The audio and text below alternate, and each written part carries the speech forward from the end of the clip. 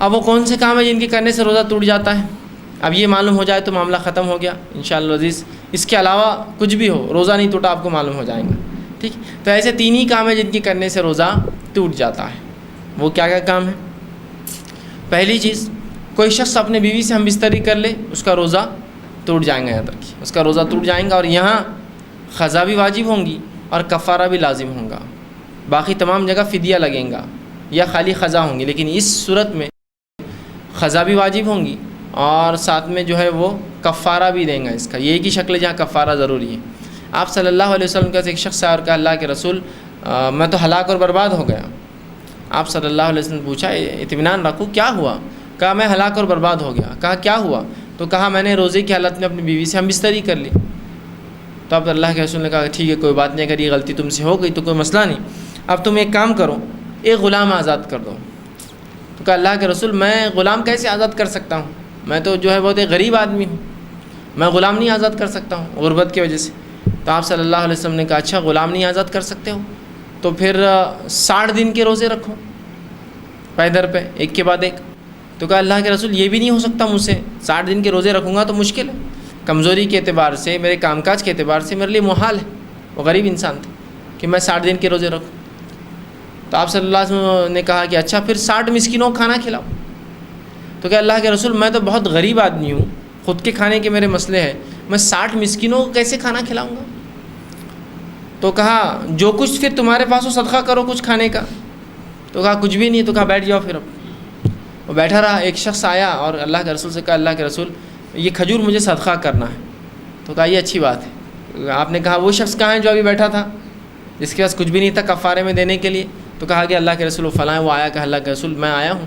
کہا کہ اب یہ کھجور لے کر جو ہے اپنے علاقے کے سب سے غریب لوگوں میں تقسیم کر دو، یہی تمہارا کفارہ، مطلب جو طاقت ہے وہ خرچ کر دو پھر آخر میں. تو اس نے کہا اللہ کے رسول سچ بتاؤں تو مجھ سے زیادہ غریب تو کوئی گھر ہی نہیں ہے میرے علاقے میں، مدینے کی بستی کا میں سب سے غریب آدمی ہوں. تو کہا جاؤ اب تم ہی کھا لو، اپنے بھی بچوں کو یہ دو، کیا کریں گے. اور اسی نے کھا لیا. اس حدیث سے یہ بھی پتہ چلتا ہے کہ دین اسلام کتنا آسان ہے، اس میں کوئی مشقت نہیں دیکھی، اس کے لیے آسانی دی گئی. لیکن اس ترتیب کو ہم کو فالو کرنا پڑے گا. ہم کو پہلے غلام آزاد کرنے والا عمل کرنا پڑے گا. غلامی چونکہ نہیں ہے تو چھوڑ دیجیے. 60 دن کے روزے کی کوشش کرنا پڑیں گی، دوسرا کفارہ. اگر یہ بھی نہ ہو سکے تب پھر تیسرا آپشن آئے گا 60 مسکینوں کو کھانا، اور یہ نہ کر سکے تب چوتھا آپشن آئے گا کہ جو کچھ اللہ نے دیا ہے اس میں سے کچھ آپ کھانے کی شکل میں لوگوں کو دیں. یہ لاسٹ سٹیج.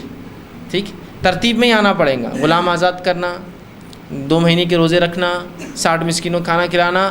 یہ اگر نہ ہو سکے تب جو ہے اللہ نے جو کچھ دیا اپنی استطاعت کے مطابق اللہ کی راہ میں خرچ کرنا. تو اسی لیے میں نے پہلے کہا احتیاطی سب سے اچھی چیز ہے کہ انسان اس عمل کی طرف جائے نہ جو اس سے ہو جائے جس کی وجہ سے کفارہ اسے دینا پڑے. تو کفارہ بھی لازم ہے اور وہ روزے کی قضا بھی لازم ہے. دوسری شکل جس میں روزہ ٹوٹ جاتا ہے وہ یہ ہے جان بوجھ کے خے کرنے سے روزہ ٹوٹ جاتا ہے. خود بخود خے آنے سے روزہ نہیں ٹوٹتا. یہ بات یاد رکھیے. جان بوجھ کے آپ نے انگلی ڈال کے خے کی تو روزہ ٹوٹ گیا. قصدن خے کرنے سے روزہ ٹوٹتا ہے. خود بخود خے آ گئی تو روزہ نہیں ٹوٹا. یہ الگ بات ہے کہ اسے کمزوری آ گئی تو آپ سوچیے روزہ رکھنا نہیں رکھنا ہے، بہت زیادہ خے ہو گئی. ایک آدھ خے میں تو میں سمجھتا ہوں کچھ بھی نارمل ہے. نہیں وہ خے جتنا کھایا تھا نکل گیا تو اب تو بھوکا ہو جاؤں گا، تو وہ الگ بات ہے. آپ کو بھوکا رہنا روزہ ہے اس لیے کہ روزے کی اہمیت ہے. لیکن زیادہ خے ہو گئی تو آپ چاہے تو توڑ دیں، لیکن خے اپنی ذات سے روزے کو نہیں توڑتی. قصدن جان بوجھ کر خے کرے تو روزہ توڑتا ہے. ٹھیک، تو یہ دوسری شکل ہے. اب کوئی یہ کہیں گا کہ جان بوجھ کے کھانے پینے سے، تو میں سمجھتا ہوں ہر عقل مند کو معلوم ہے، اتنا بیوقوف تو کوئی بھی نہیں اور معصوم نہیں کہ اس کو یہ نہ پتہ ہو کھانے پینے سے روزہ توڑتا ہے. تو بولنے کی ضرورت ہی نہیں ہے، سیدھی سی بات ہے. تو یہاں بھی آپ پر جو ہے اگر خود بخود خے آ گئی تو روزہ نہیں ٹوٹا. جان بوجھ کے کی تو آپ پر قضا لازم ہوگی، اس کا کوئی کفارہ نہیں. ٹھیک، اسی طرح تیسرا کوئی شخص حیض اور نفاس کے، کوئی خاتون کو حیض اور نفاس آ جائے تو بھی اس کا روزہ ٹوٹ جاتا ہے. بس یہ 3 ہی شکلیں ہیں روزے کی ٹوٹنے کی. پہلا ہم بستری کر لیں، دوسرا جان بوجھ کر خے کرے، تیسرا اگر عورت ہو حیض اور نفاس آ جائے تو معاملہ ختم ہو گیا.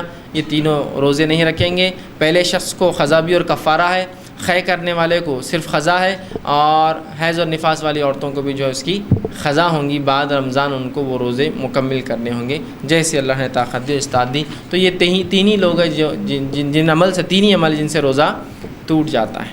ٹھیک، ان سے روزہ ٹوٹ جاتا ہے. ٹھیک. اب اسی طرح جو ہے چند بات